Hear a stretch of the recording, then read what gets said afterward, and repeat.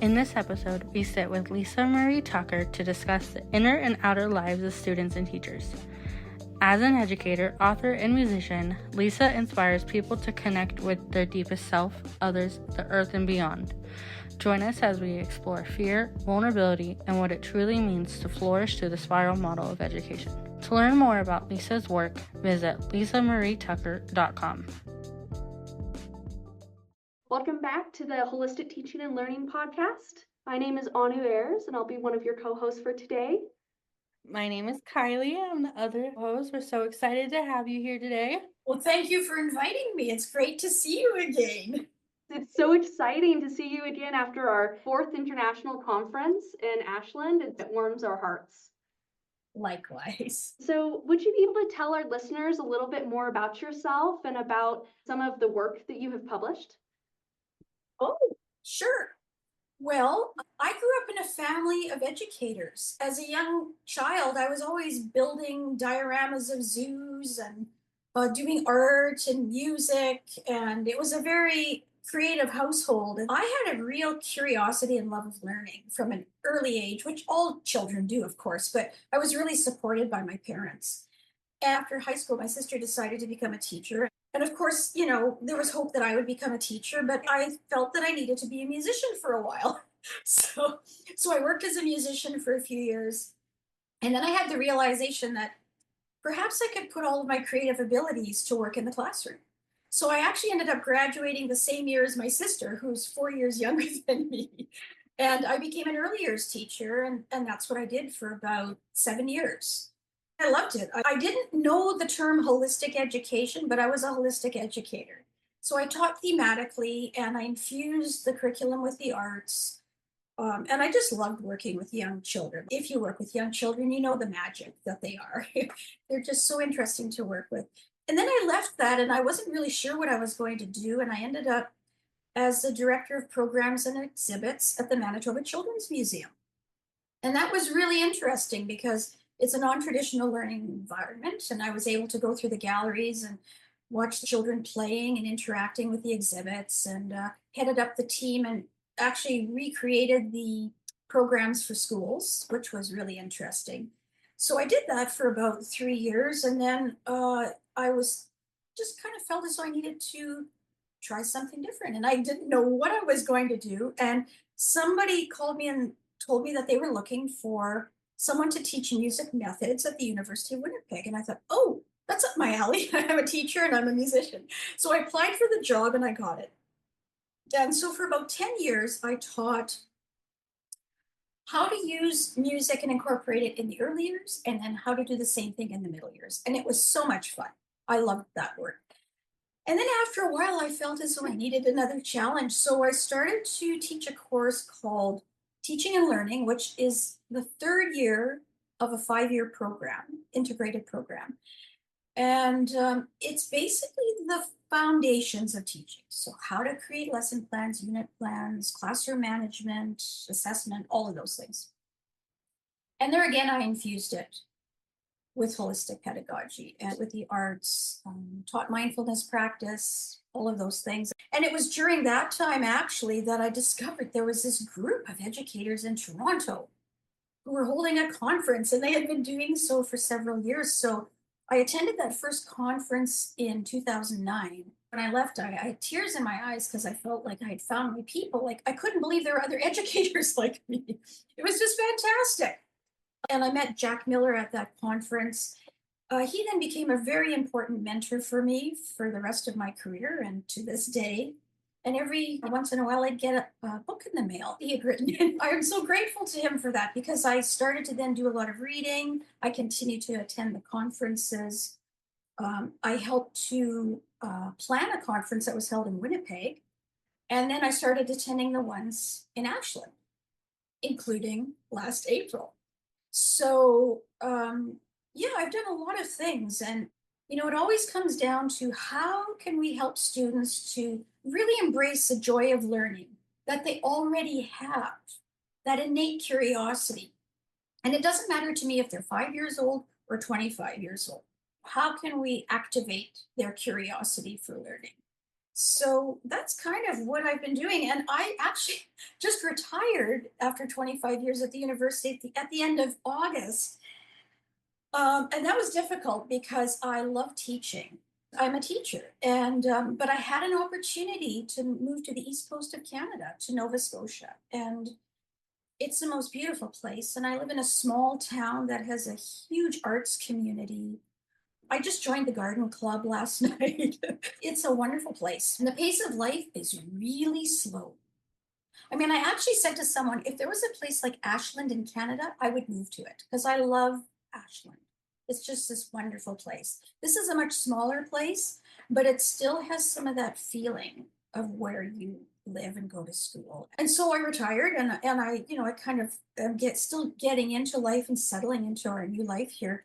But I was wondering, well, how can I still contribute after all these years of teaching? And how can I still contribute to the field? Well, lo and behold, I received an email last week from my university that I taught at. And as of January, I'll be teaching the second half of the course that I taught for about 12 years, which is just awesome. I know it totally made my day. So I'm going to be able to teach online, of course.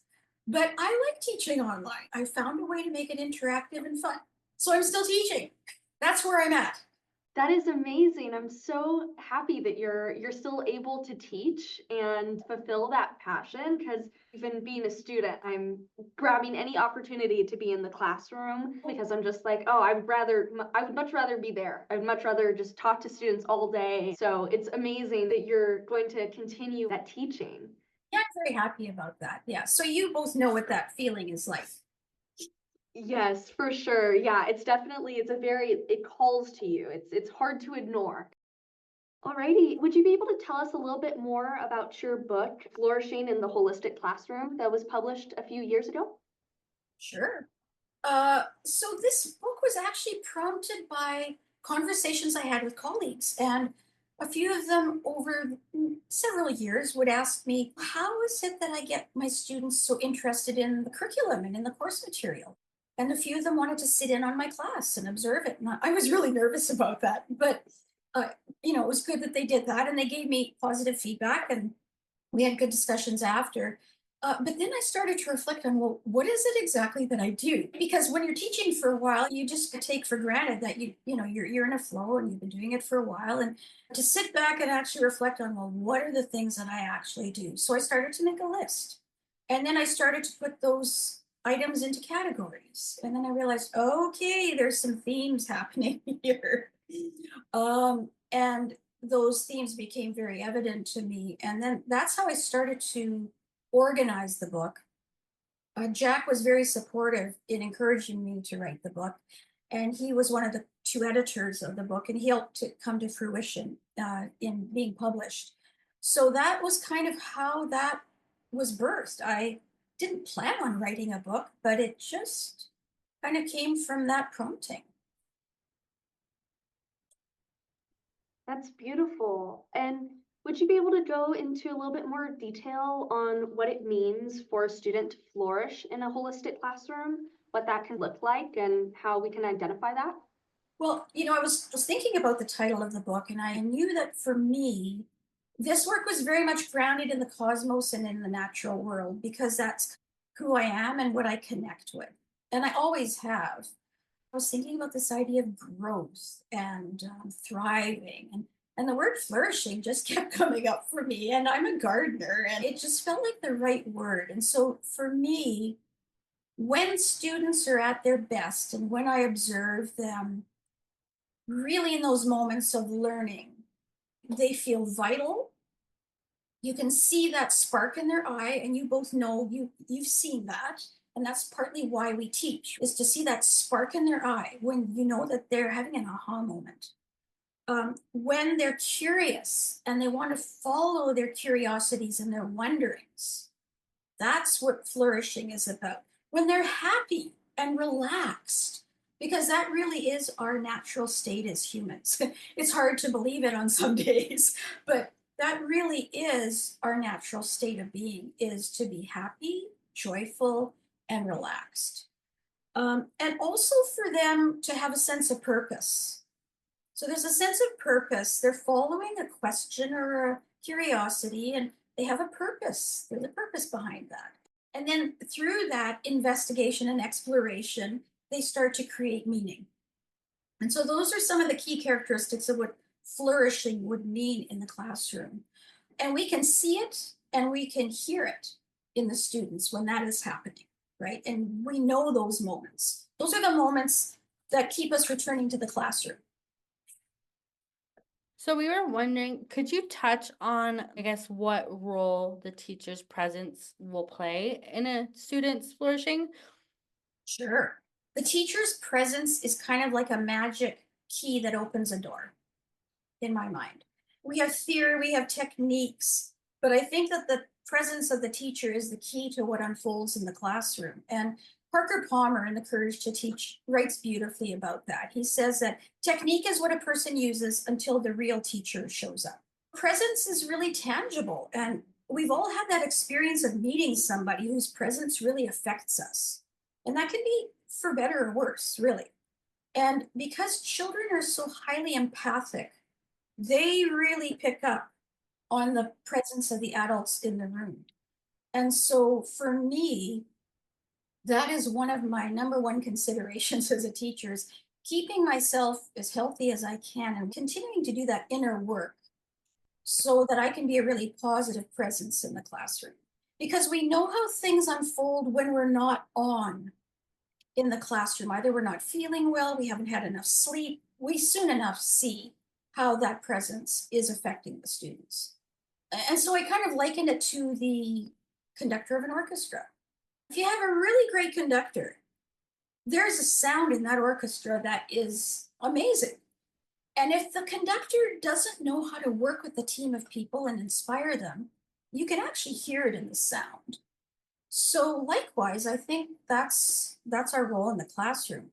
I think a lot of it regarding our presence in the classroom has to do with fear. And I've been thinking about this idea of fear and vulnerability. And I think I want to explore this idea further. Because Parker Palmer even talks about the fact that the classroom can be a fearful place. So teachers are fearful of losing control, of maybe not having their colleagues respect them. Students are afraid of failing, of maybe not fitting in with their peers. And so the whole thing is almost set up with fear as part of the context. And so if we want students to flourish, they can't do that in a fearful environment. So the teacher has to create this environment where they feel safe, that they can trust the teacher and their peers, where they can explore and experiment. That's really what's needed. So I would say our presence in the classroom is as, if not more important than all the techniques and strategies that we use. That is incredible. While we're on the topic of vulnerability, how can we foster that vulnerability in our students as teachers? We have to understand our own vulnerabilities. The key is how can we be genuine in a professional capacity? That's a really big question that I've been pondering lately. Because we can either play the role of teacher, which is what we kind of do when we start teaching. I mean, not all teachers that begin initially, but many, because there hasn't been a lot of experience, we sometimes have to play the role of teacher. But the big question is, how can we be a genuine person in a professional capacity? How do we do that?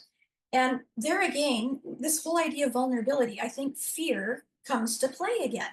It's this primal, primitive emotion, and it's based on survival. If we think 2, 3 years ago, fear prompted people to do and take actions that they couldn't have imagined taking.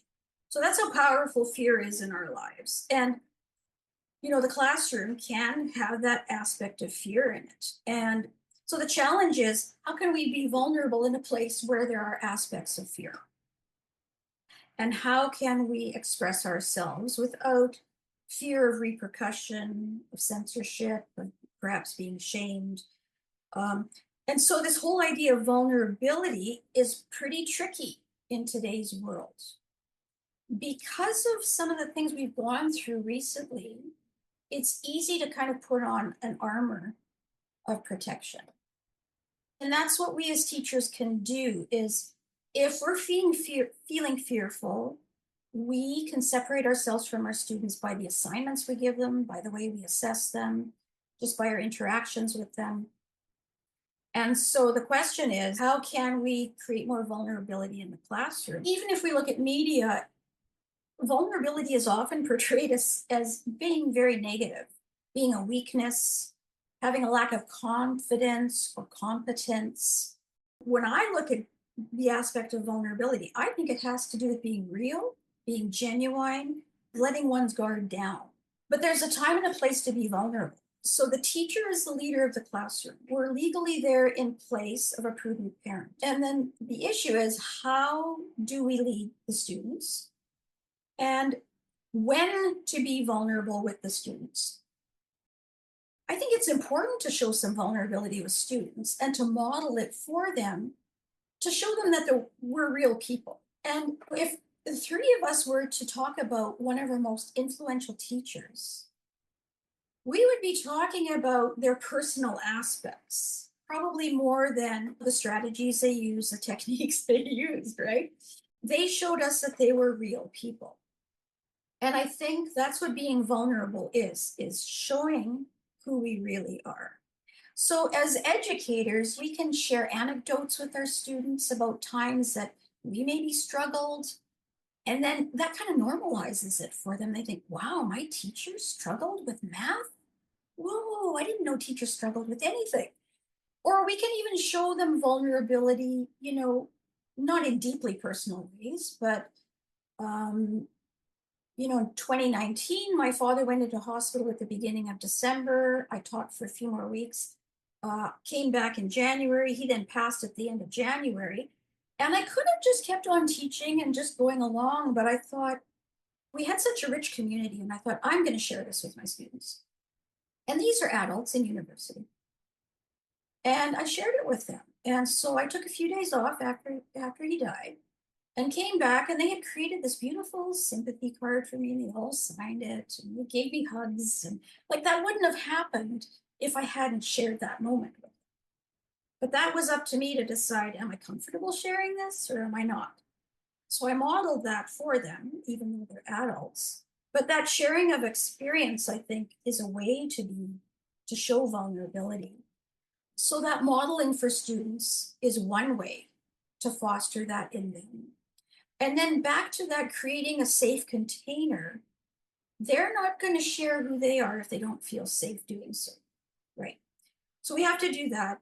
And along with that, I would say modeling how to listen to each other, how to listen without having the need to fix the other person or responding negatively to the person. And as adults, this is something we work on.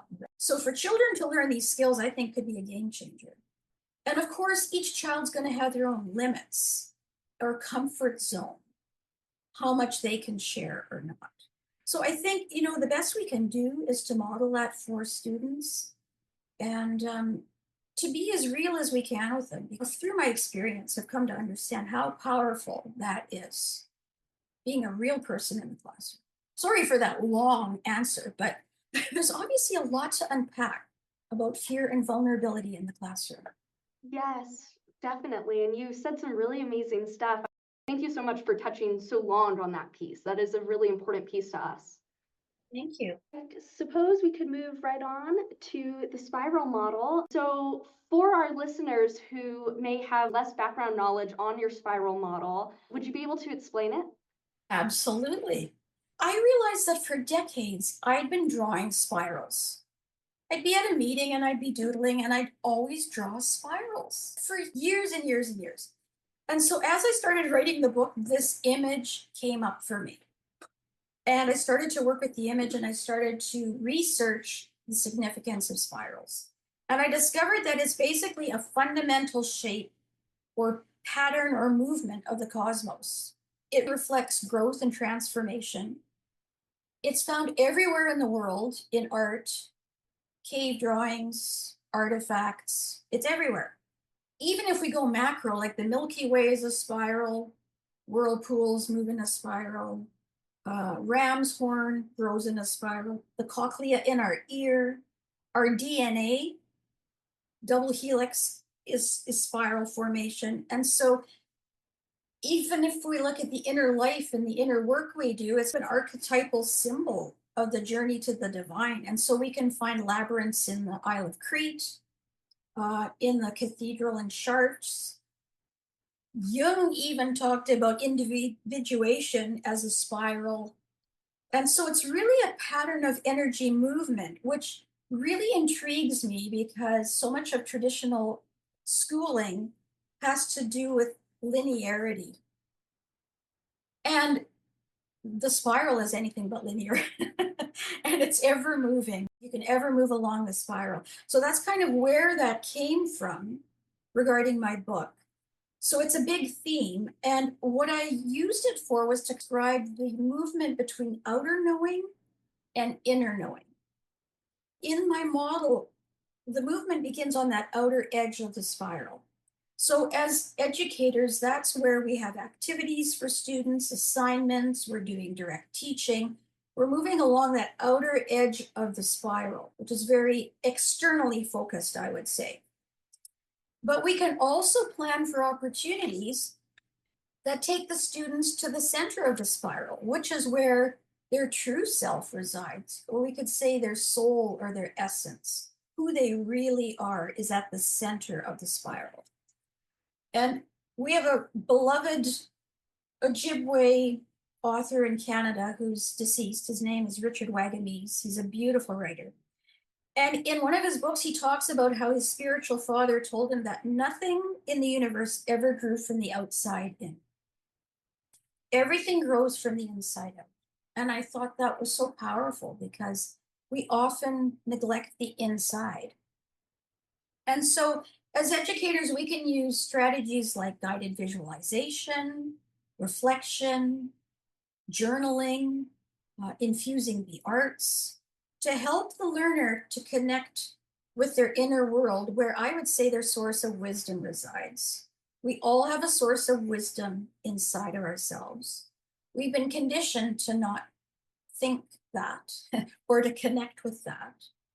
But my experience shows me that that is in fact true. So when the learner, through those experiences, really connects with their inner world, they might all of a sudden have more questions. They might have another way of seeing things. And then they develop more self-knowledge. And then what they start to do is travel back outside of the spiral, follow those questions, and continue the learning process. So in traditional education, there's a lot that happens on the outside edge of the spiral. Lots of tests, assignments, activities. The info is then repeated back to the teacher, but the inner life of the student is often ignored. And so for me, the message from that is that only knowledge that's acquired externally has validity. That's, to me, very powerful. So one's own knowledge and wisdom has no value. And I would say that one's own knowledge and wisdom has a lot of value. So this spiral model is really about having a balance of those two things, a balance of the things that we do in the classroom with students, and then helping them to connect what they're doing, whether it's individually or with a group, to their own inner life and their own experience. And there are many ways that we can help them to do that and to learn more about themselves. So the creation of that safe community is one way, so that they feel that they can take risks, they can explore, they can experiment. And that's a good thing. And we're saying, yes, I want you to explore and experiment. And then to give them responsibility to try things out, to see how things work. And then an important part of all of that is to give them time to reflect on it. And time, as you know, is always the enemy of the teacher. It seems as though we never have enough time. But that is a key ingredient of all of this, is having time to reflect on learning. And then mindfulness practice can also really contribute to that. Because as we teach students how to just sit in stillness and to just be, then they can start to hear their inner wisdom. We have so much external input right now in the kind of lives that many of us live that it's hard to shut that noise out. But for me, I've discovered that it's essential to shut that noise out.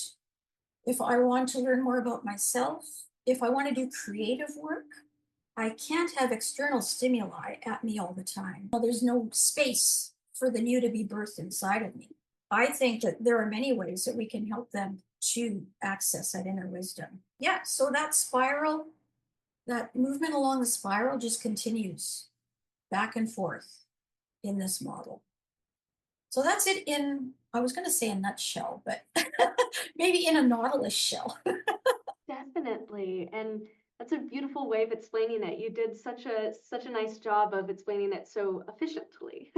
And so as you're talking about this space, this container that you personally have to be in to do this creative work and that students will have to be in, I know that you touched a little bit on mindfulness and different strategies in that sense.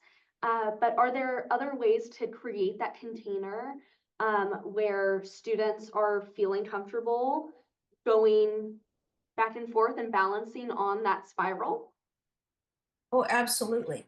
I think that hospitality is key. So sometimes we're not very hospitable to students. We might think we are, but maybe we're not.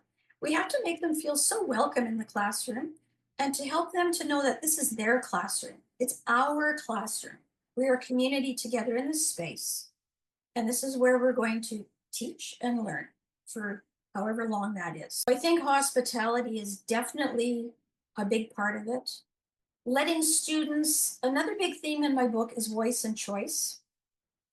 So letting students express their ideas, their opinions, choosing how they want to do an assignment, having choice where they sit. You know, all of that has to do with freedom of being and mobility. And sometimes I think we don't realize how much we constrict students with all of our rules and regs. Sit there, do that, do this. We're giving them directions all day long. And it's no wonder some of them wonder what the heck they're doing at school. So we have to make it a hospitable place where they feel as though their ideas matter, their voice is important. Um, Teaching them how to listen deeply is important.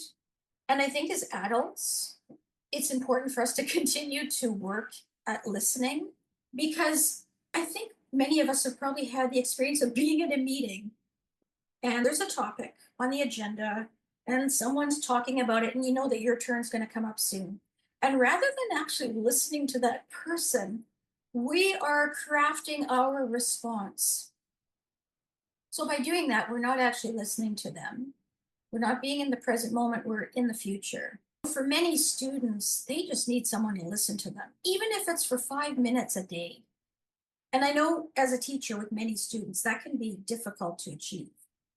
But to teach them how to listen to each other as well, I think is really important because that develops the community and deepens the community. Because when people feel as though they're listened to, they feel as though they have a place. They have a place in that group of people and in that community. So these are all, some people would call soft skills in teacher development. But I think they're really important skills. And I think that they will either help us to make or break it in the classroom. They'll help us to go from being a good teacher to a master in our art and our craft, because it really is an art. I think it's more of an art than a science for sure. It definitely feels like an art. It's a practice. We have a couple closing questions, but I wanted to open up the space to you if there were any other pieces of information that we didn't touch on that you would like to touch on, or stories from your own experience that you'd like to share. We wanted to open it up just because we want to make sure that we're really capturing your message. That's so kind of you. I would say, you know, this idea of community is so central to the work that I do and to the book. For me, that is my first job as a teacher, is to start the development of that community. And as you already know, it takes a lot of work to maintain the community and to strengthen it. So that is really important.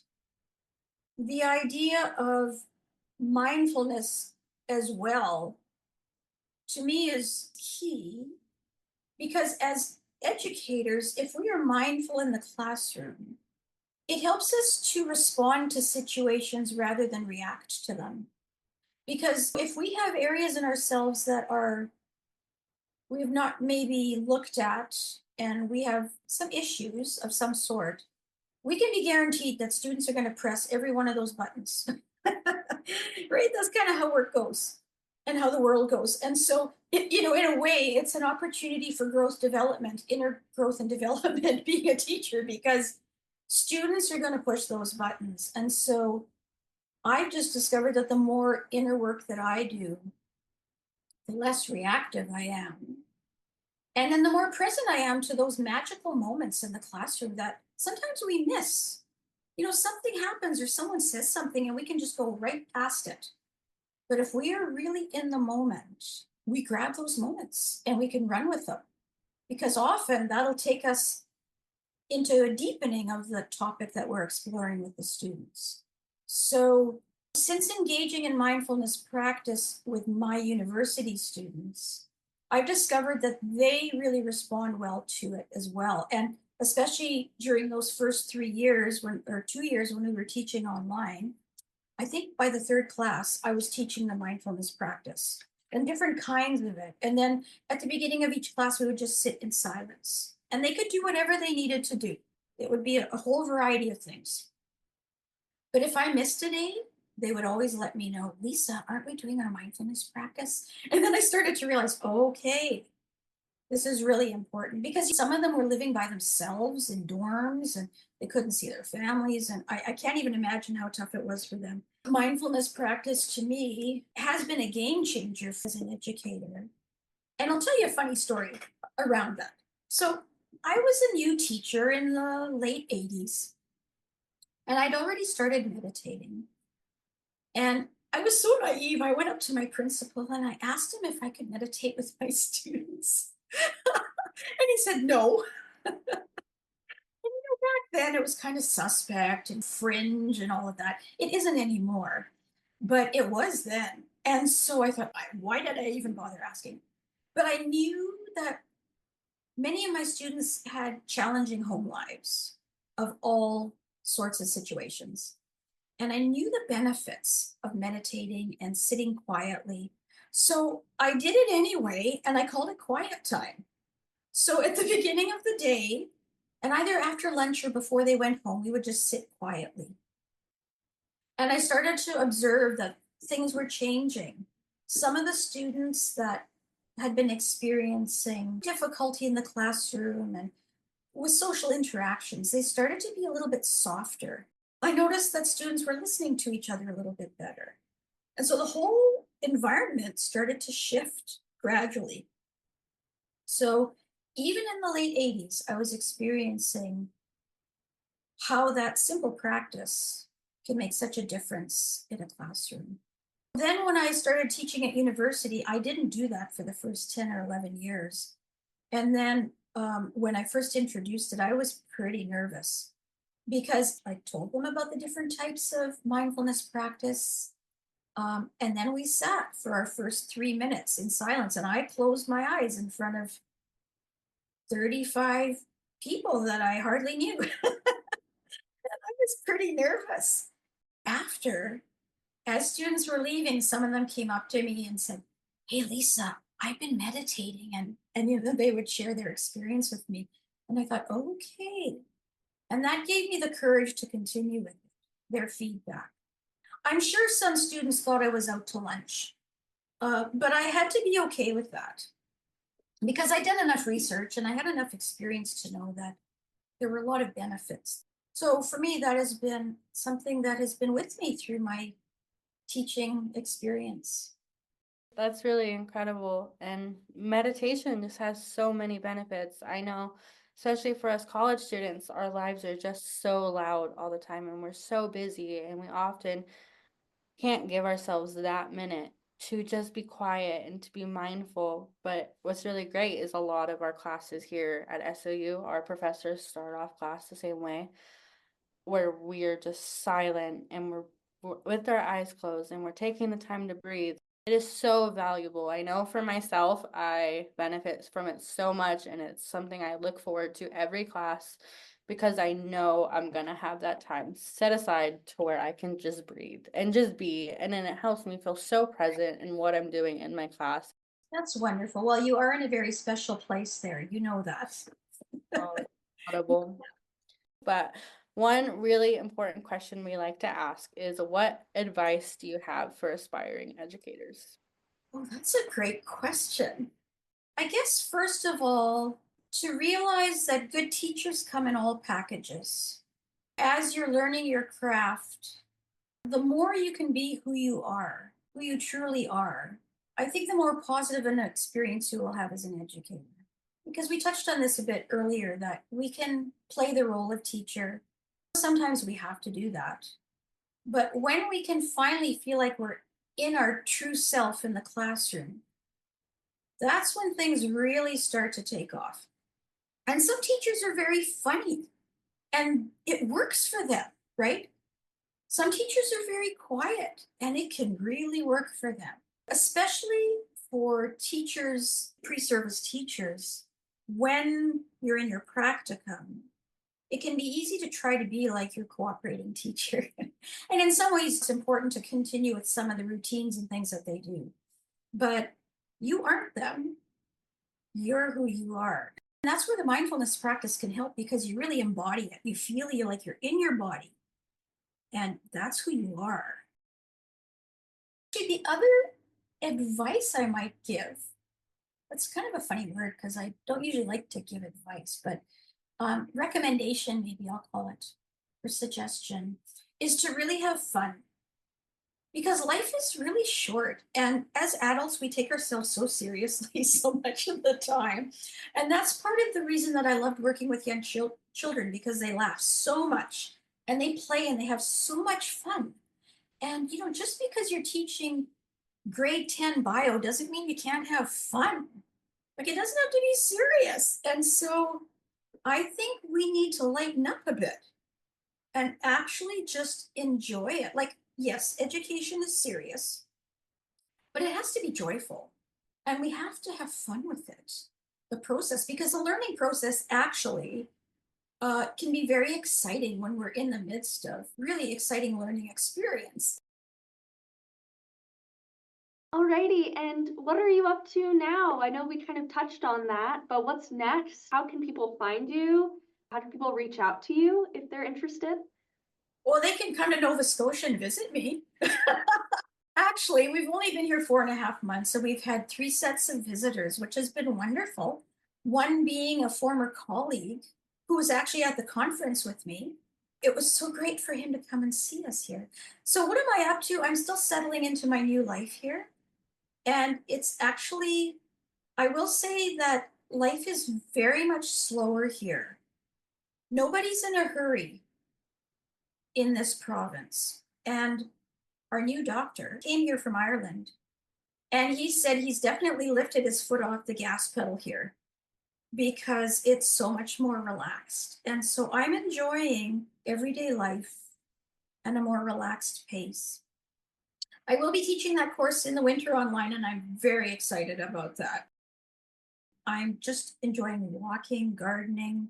There's a huge arts community here. We've been to the theater many times, lots of musical events and art. So all of that nurtures me a lot. I had my piano tuned and I've tuned up my harp. So I'm starting to do some music again, which makes me very happy because I had been ignoring my instruments and they weren't very happy with me. So I'm reconnecting with music. If people want to reach me, they can reach me at, this is all one word, Lisa Tucker, HH at gmail.com. And I'd be happy to have a conversation with them. Well, thank you so much for speaking with us today. It was a wonderful conversation. Well, thank you very much. It was wonderful seeing and chatting with both of you again. And I wish you all the best with your studies this year. Hope everything goes well. And hopefully, I'll see you at that conference in a few years. That would be wonderful.